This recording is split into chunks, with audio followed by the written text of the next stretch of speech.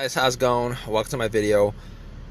Alright, so I just want to give you guys a little want to help you guys out a little bit if you guys are in this situation or was in the situation I was a couple of days ago.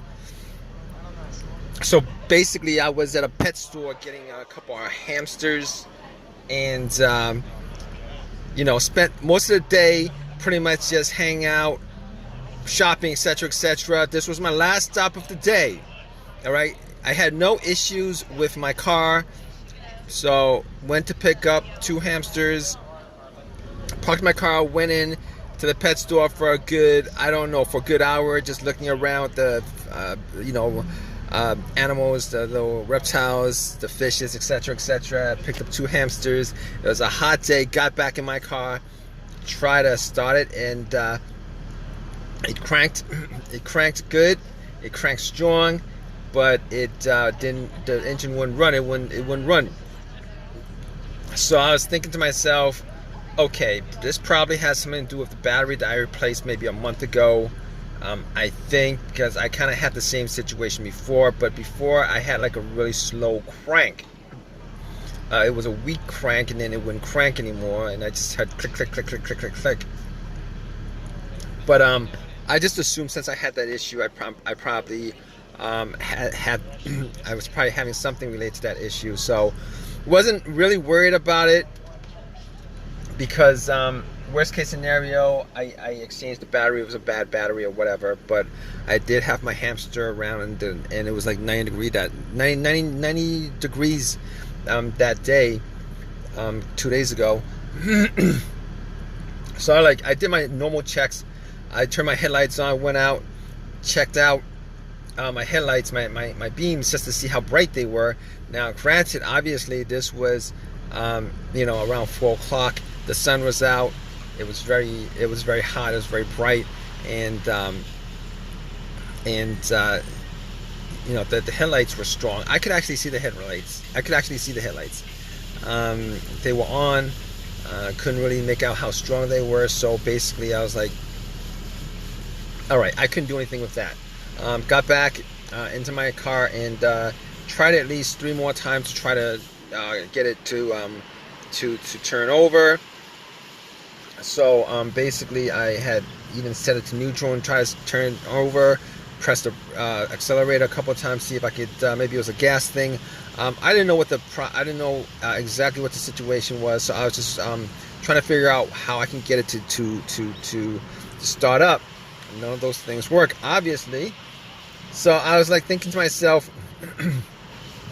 okay, I gotta check out the battery. So I went out, checked out the battery. Make sure all the terminals were tight. Make sure the terminals were clean.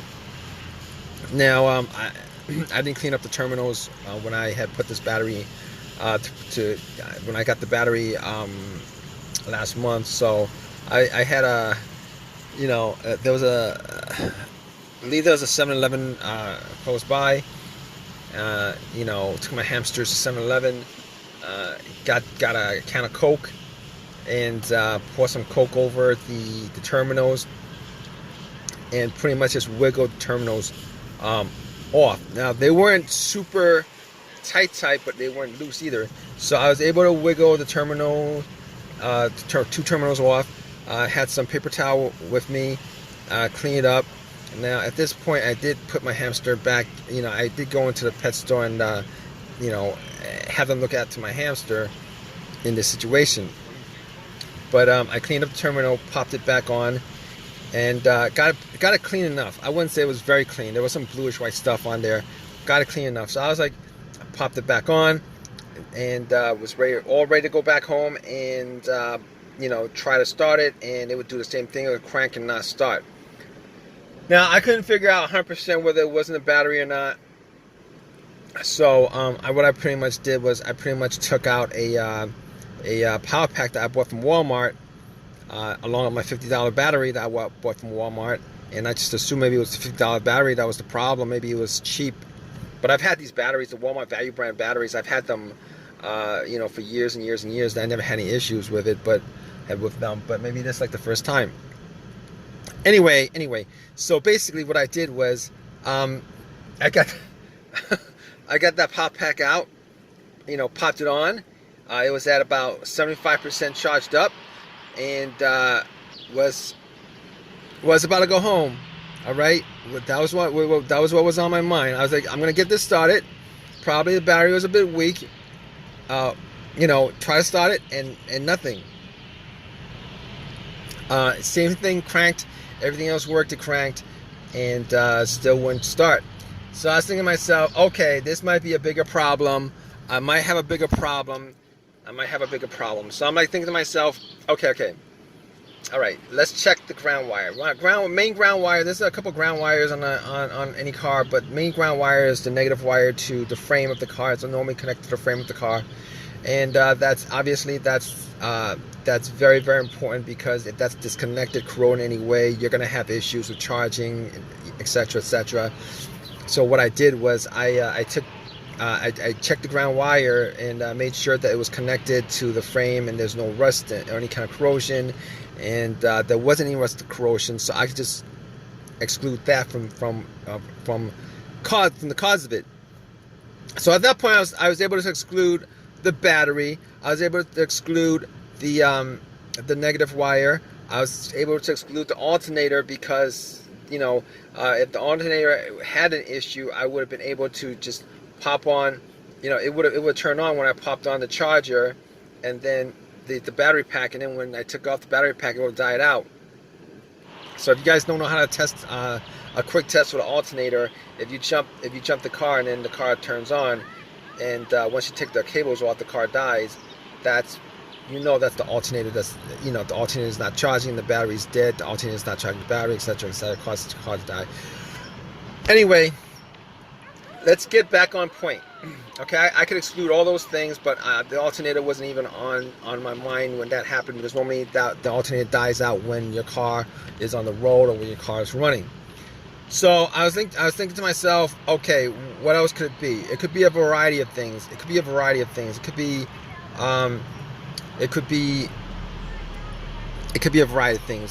the master flow sensor, the camshaft position sensor, the crankshaft position sensor. It could be throttle position sensor. All those things, right? But here's how you eliminate all those things. Here's how I eliminate all those things.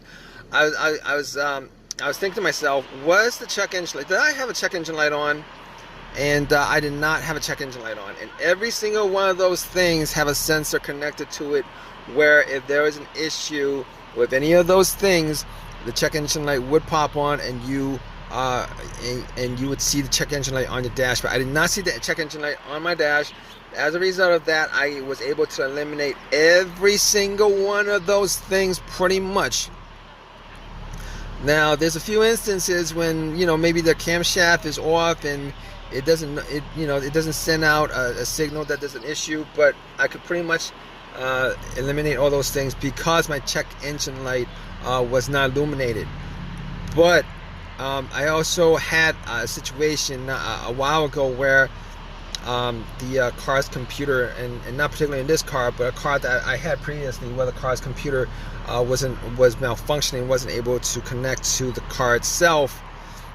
Just to rule that out, I actually had an OBD2 scanner that I got from Walmart for $19. So I popped in the OBD2 port, crossing my fingers that it actually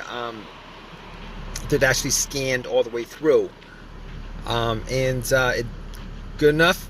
It did scan all the way through. There was no check engine lights, nothing.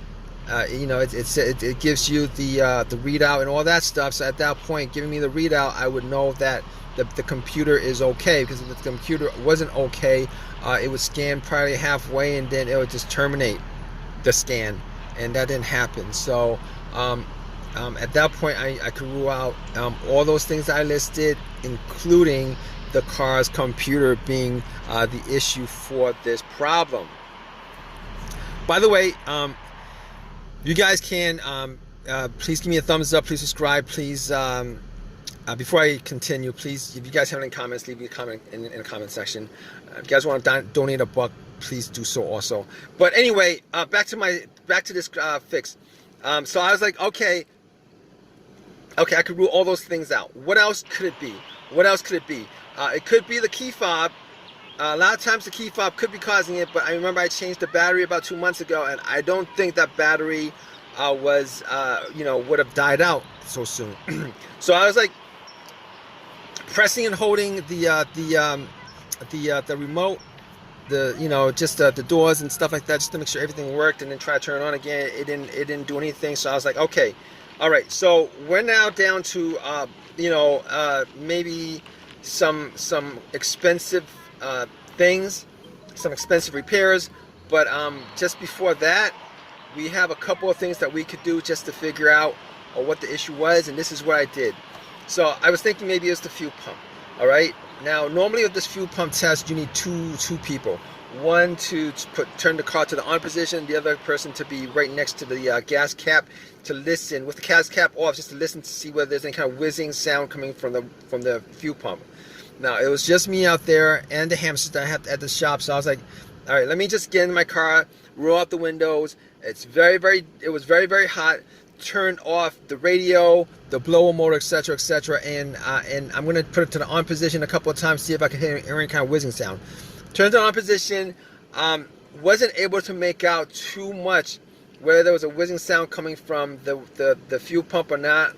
So I was like, okay, can't figure it out that way. So we're gonna do the next best thing. The next cheapest thing, which is to check out the fuses and the relays. So I popped open the fuse box and pretty much went through the fuses just to see whether any of the fuses were blown, whether I smelled any kind of burnt smell, whether there was any kind of brownish coloration on any of the top of the fuses. And the fuses looked fine. I didn't see any, didn't smell anything. The fuses looked fine. So I was like, okay. All right, we're gonna go to the next troubleshooting step, and this troubleshooting step is going to be the relay. We're gonna check out the relay. We're gonna make sure that the fuel pump relay, and it's particularly the fuel pump relay, because I wasn't going to check out the starter relay or any of those other relays, because I know the starter works. The starter cranks real strong. So I went and checked out the relay, and now I didn't notice. I couldn't tell whether the relay had issues or not. I couldn't really tell from appearance. So what I did was I pretty much took the relay out from that was for another part, another electrical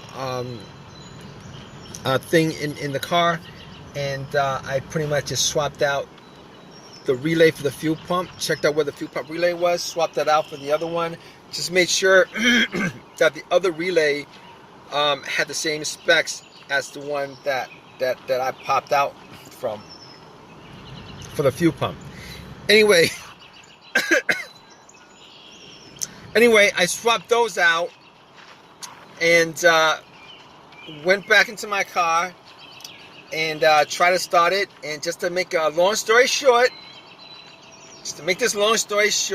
I pretty much popped it and bam, it came back. It started up. I was so happy it started up. Everything worked. The AC worked.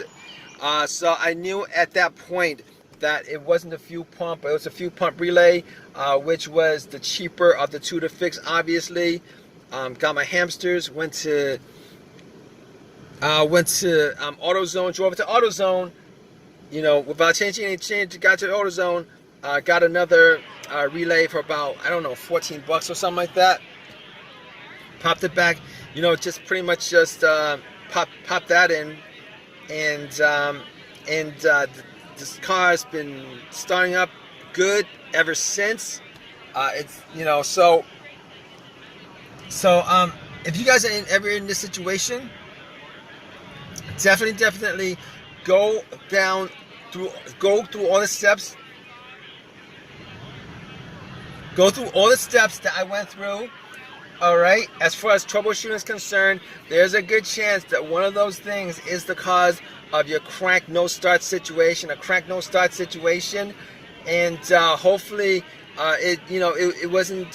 Hopefully you guys get your situation.